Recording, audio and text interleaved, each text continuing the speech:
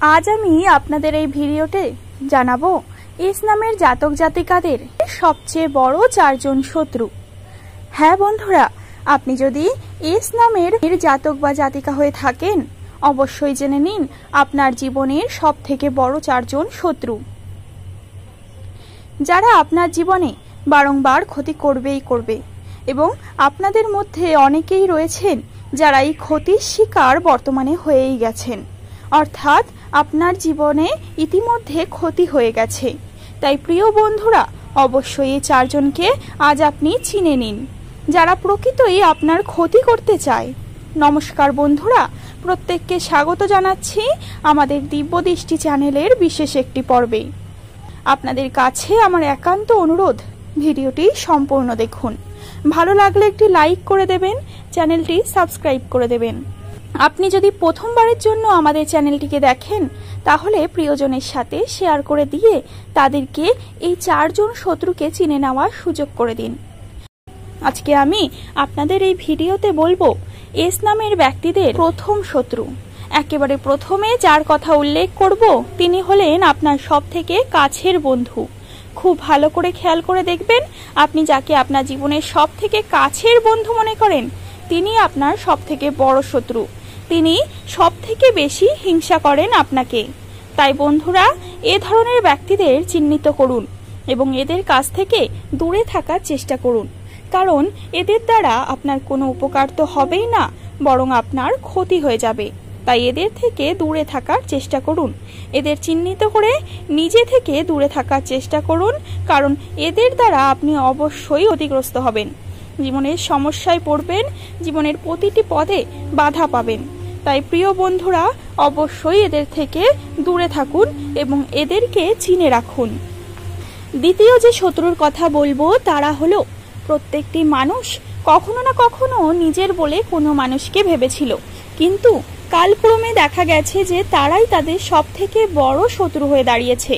যাকে আপনারা তো কখনো ভালোবেসেছেন সেই আপনার সবচেয়ে বড় শত্রু আপনার জীবনে।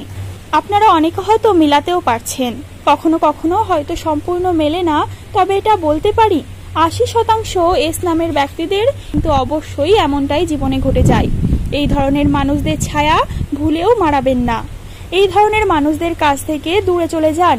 এই ধরনের মানুষগুলো যেন আপনার সম্পর্কে কোনো খবর না জানতে পারেন সেই চেষ্টাই করতে থাকুন।